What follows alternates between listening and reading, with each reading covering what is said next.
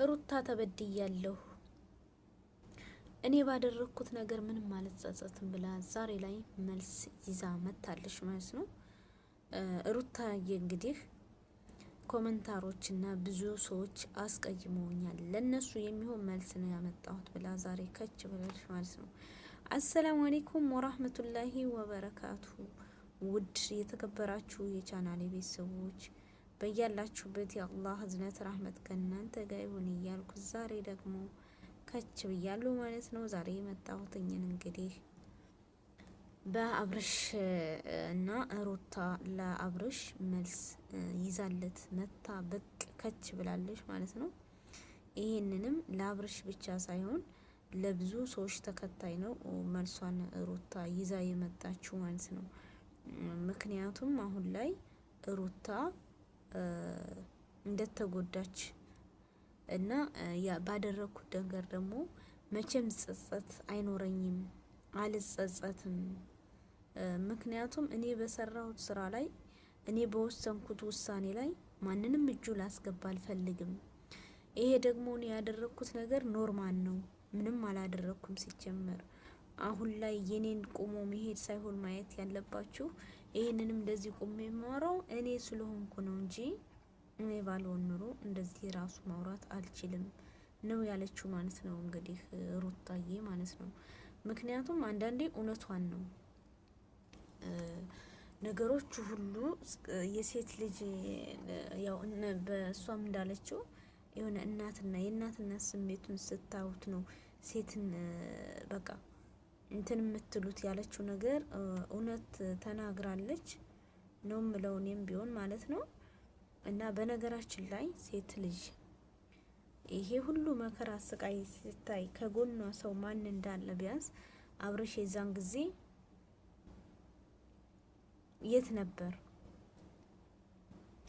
እንግዲህ ሩታ ብቻዋን ያንን ሁሉ ጊዜ ስትሰቃይ የኖረችበትን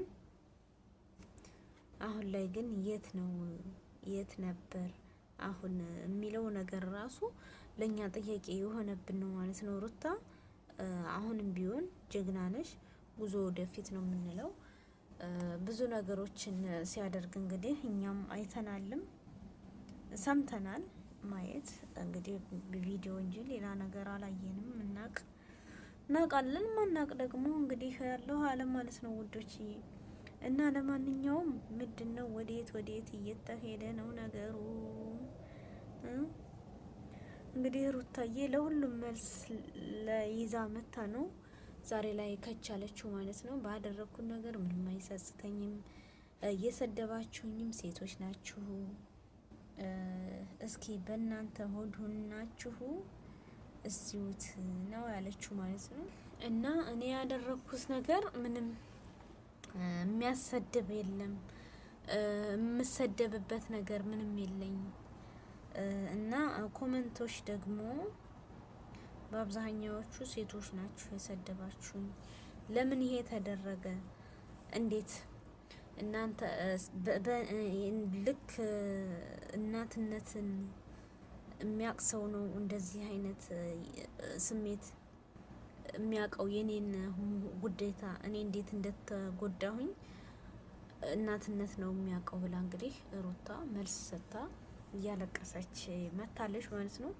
ምክንያቱም ነገር ይሄን ያደረገችው ደግሞ አብርሽና ያው ሄርሜላ እሷ ነፍሰ ጡር ሆና ህመሙን ምግብ ራሱ መብላት ያልቻልኩበት ነገር ነበር። እኔ አብርሃም ጋር መመለስ ብችል ኑሮ አልችልም። በፊት ያሳለፋቸው ነገሮች ከውስጤ ስላልጠፉ አምኖ መቀበል አልቻልኩም። ለዛም ነው የተለየሁት። ስለዚህ በዛ ሰዓት ላይ እኔ ምግብ መብላት እያልቻልኩ በሐኪም ቤት በብዙ ነገር መከራዬን ስቃዬን አይቼ አሁን ላይ ጤነኛ ልጅ መወለዴ ራሱ ምስጋና ይገባው ለፈጣሪ እያለች ፈጣሪዋንም እያመሰገነች፣ ጠላቶች ደግሞ ብዙ የሚሉት ብለዋል። እኔ ደግሞ በእግዚአብሔር ፋንታዚ ደርሻለሁና ያደረኩት ነገር ምንም ትንጥዬ ናት፣ ሌላም ማድረግ እችል ነበር ግን ትቼው ነው ብላ መልስ ሰጥታለች ለሁሉም ማለት ነው። በነገራችን ላይ ሩታ ጀግና ነሽ፣ ሁሌም በወደፊት ብለናል። መልካም ሁሉ ይግጠምሽ። ያው በአይናችን ባያናይም የሚለቀቀውን አይተናል። አብርሽ አንቺ በዛ ሰዓት ላይ ከጎንሽ መቆም ሲገባው ትቶ ሌላ ሴት ጋር ሩቆሽ የሄደ ሰው ነው። ለዚህ መልስ አይደለም ሌላ ምን ይገባው ነበረ ማለት ነው። እንግዲህ አብርሽም ሄርሜላ ያው ተንበርክካ ቀለበት አድርግልኝ አለችው። ጉድ እኮ ነው ዘንድሮ፣ የማይመጣ የለም የማይታመን ማለት ነው።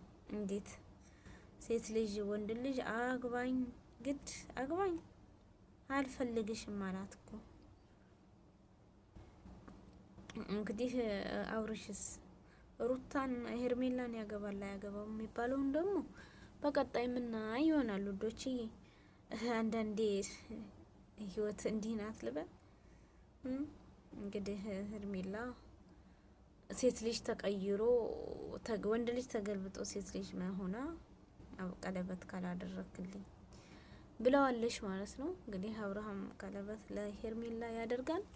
እንግዲህ ልብ ፍቅር በልብ ነው፣ እምነት በልብ ነው፣ ምድን በልብ ነው ሲል ነበረ። ሁሉንም በቃ እኔ ልመንህ በልብህ ወርቅ አታደርግልኝም ወይ?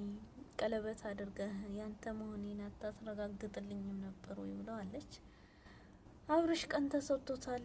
ሌትና አንድ ቀን ሙሉ መልስ እንደሚሰጥም እርግጠኛ ነን።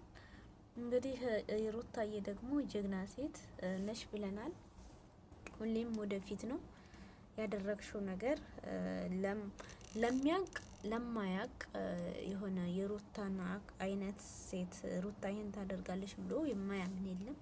አንቺ ደግሞ ይሄን ነገር ያደረግሽው ያው ተጎርተሽ ብዙ መከራ ስቃይ ደርሶብሽ እና በትንሱ ለማድረግ የተገደርኩበትና አሁን ላይ ደግሞ መጥቼ መናገር የምፈልገው ነገር ስላለኝ ነው እንጂ እዚህ ላይ ራሱ መውጣት አልፈልግም ነበረ።